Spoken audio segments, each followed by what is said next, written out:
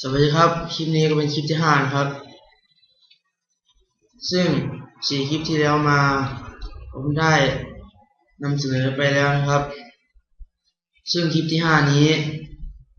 จะเป็นการนำเสนอการนำไปใช้ของโปรแกรม Microsoft Office Word 2007นะครับซึ่งโปรแกรมนี้สามารถใช้ทำรายงานได้ทำโครงงานได้